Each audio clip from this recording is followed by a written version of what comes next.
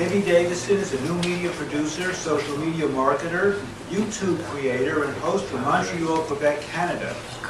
She's been published in online publications such as the Huffington Post, thefrisky.com, and shedoesthecity.com. Her YouTube videos have received over 1 million upload views, and she recently was accepted into YouTube's new monetization program. So, as you can see, my experience with communication in the 21st century has largely been through my personal and professional use of self-broadcasting and social media platforms such as YouTube, Blogger, Twitter, and Facebook. My expertise has been in building internet projects and creating media that influences my audience's perception of reality in positive ways, and in ways that are, I would say, self-serving. I use social media and self-broadcasting as tools to accomplish real-world goals, sometimes for clients, sometimes for social causes, and sometimes for art. Now, a bit about my project. So this video was created as part of my 100 Jobs project. In 2009, I was unemployed as an actor, so I decided to empower myself and launch a low-cost project online where I intended to complete 100 jobs for a minimum of $100 each. So what I did is that I made use of Twitter and YouTube and Blogger and opened accounts which would support my goal, and I intended to document my goal because I knew that that would encourage the audience, who could be my potential employers, to join me in my journey and to assist me in the real world. So in the new digital reality of the 21st century, I decided to capitalize on these platforms and create a new, improved professional reality for myself through the creation of various online media, such as blog posts and YouTube videos, and performances online, which are tweets and Facebook interactions. I built a positive real-world reputation for myself and became employed. So I really find it fascinating that all of this was initiated by media I created and not by my physical presence in the employer's offices. I actually was hired less than 2 hours after I put out a post on Craigslist by my first employer. So it wasn't him seeing my resume, it was him seeing a photo of myself in a really clever ad which was placed on Craigslist, which you could consider to be a social media platform. That never would have happened in the previous century. It would have depended upon me doing the legwork of hand delivering a paper resume to someone, versus now all it takes is me sending out the right digital signals or the right digital media to accomplish my goals.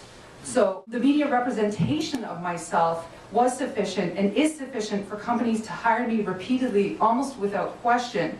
This is why LinkedIn, I believe, has become so popular, for example. Communication in the 21st century now relies heavily on digital manifestations of self and sending out deliberate signals, like I said, like Facebook likes or clever job-oriented status updates, or, as I said, a creation of my own personal work-related page, which I can then share with my family and friends. We can construct our personal realities as we see fit through media. All of this resulted in real-world economic transactions. It's not just happening online abstractly. It does have real-world ramifications, and I would argue in this case positive real-world ramifications. Another thing that I have done online was an environmental initiative called Yellow Page Mountain. About a year ago, myself and a gentleman who traded up from a red paperclip to a house, I don't know if you've ever heard of him, his name is Kyle McDonald. Probably the younger crowd who follow web projects would be more familiar with Kyle McDonald.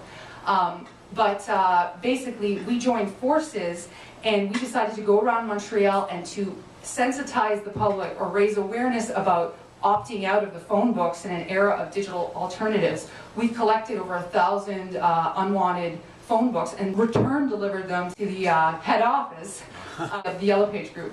And it's funny because our actual activist stunt wasn't effective until the media picked up on a YouTube video that went viral because of a post on Good. So in the past, instead of the real world activism being the most significant impetus to provoke debate or change, it was actually the online media that provoked the debate.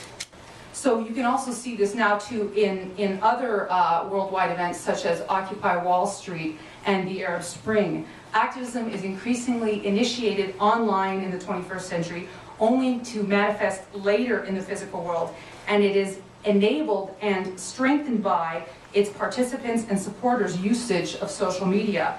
New media is actually a tool for social change, as it is also a tool for, in my case, employment.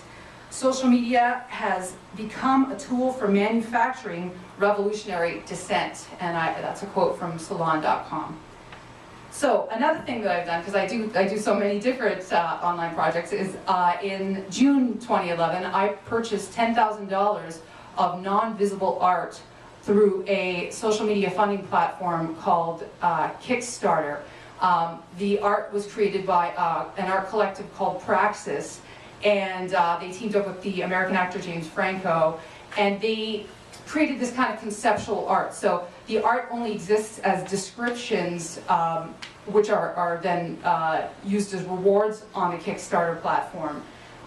And later, though, it is going to be performed. So not only is the museum selling non-visible works of art or conceptual art, but then they will take this non-visible museum and then bring participants in the real world and give a tour of the museum and say, here is fresh air in this wing of the museum, because I'm now entitled to a wing of the museum being named after myself, where the work of art purchased by May Davison is displayed, which is fresh air. Part of the reason why I purchased this is because I thought it was not only a bold PR move, because I knew that doing something like this would ignite the engine of discussion and debate online on social media platforms, but because I think that it supports my thesis about the rise of social media art. And that also is a relatively new development in communication in the 21st century. So what I think social media art is when now artists or individuals can create and launch projects online using self-broadcasting platforms, establish cultural and media value, which then translates into economic value, or just quite frankly, creating art that entertains the public through the use of social media platforms, through creating a novel narrative. But the narrative must play out on social media platform. In conclusion, I frame social media not in its ability to create alienation, disillusionment, and isolation, but rather as an immensely empowering tool to transform communication at a high level of abstraction into productive real-world perceptions of reality and action.